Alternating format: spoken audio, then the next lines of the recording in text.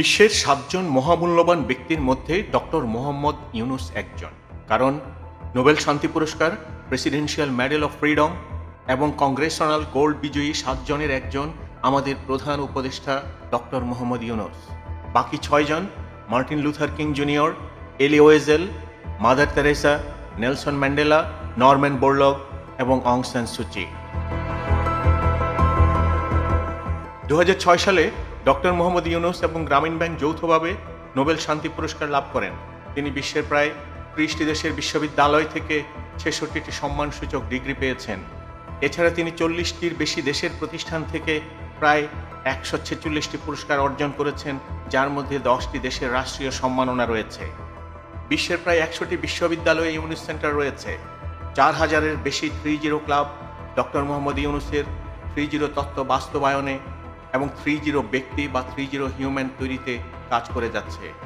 হয়তো ৩০ তত্ত্বের জন্য ডক্টর মোহাম্মদ ইউনূস দ্বিতীয় নোবেল পুরস্কার প্রাপ্তি থেকে খুব বেশি দূরে নয়। বাংলাদেশের সবচেয়ে বড় সমস্যা দুর্নীতি আর দুর্নীতিগ্রস্ত মানুষ।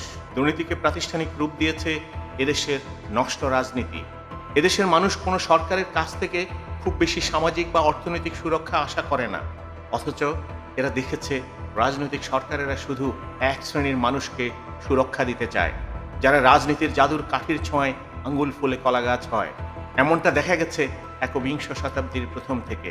রাজনীতির বিশেষ মহলগুলো বিশেষ মানুষদের ভাগ্য বদলেছে দেশের মানুষের স্বার্থকে জলাঞ্জলি দিয়ে। এই যাবতীয় অনাচারের কোনো জবাবদিহি ছিল না। ২০২৪ জুলাইয়ের ছাত্র আন্দোলন বৈষম্য বিরোধী প্রতিবাদ হিসেবেই ইতিহাসের পাতায় স্থান করে নিয়েছে। এই আন্দোলনের শৌর্য যদিও প্রকাশ পেয়েছে রাজপথে, কিন্তু এই আন্দোলনের চেতনা দেশের আপাময় মানুষ ধারণ করেছে বহুদিন ধরে তার অস্থি মজ্জায়, যদিও তা পূর্বে কোনো সংগঠিত রূপ প্রকাশ পায়নি। এই আন্দোলন যদি শুধু ছাত্রদের সরকারি চাকরির বাজারের বৈষম্যের বিরুদ্ধে হবে, তবে এই আন্দোলন কেন সর্বজনীন রূপ নিল? কেন সর্বস্তরের মানুষ পরোক্ষ আর প্রত্যক্ষভাবে এই আন্দোলনকে আপন করে নিল? খাবার পানি দিয়ে কেন আবাল বৃদ্ধ বনিতা রাজপথে নেমে এলো? কেন মানুষ প্রার্থনায় রত হলো এই আন্দোলনের চূড়ান্ত সাফল্যের জন্য? কেন ৯ দফা থেকে ১ দফায় পরিণত হলো? এই উত্তরগুলো মিলবে যখনই এই আন্দোলনকে দেখা হবে এক নিপীড়ন, বঞ্চনা আর অবিচার বিরোধী সংগ্রাম হিসাবে। জুলাই অভ্যুত্থানের ছাত্র জনতার গণ অভ্যুত্থানের মুখে ৫ই আগস্ট ২০২৪ তৎকালীন স্বৈরাচারী প্রধানমন্ত্রী পদত্যাগ করে দেশ ছেড়ে ভারতে পালিয়ে যেতে বাধ্য হন এবং ছাত্র জনতার সমর্থনে বাংলাদেশের গর্ব ডক্টর মোহাম্মদ ইউনূস ৮ই আগস্ট অন্তর্বর্তী সরকারের প্রধান হিসেবে শপথ নেন।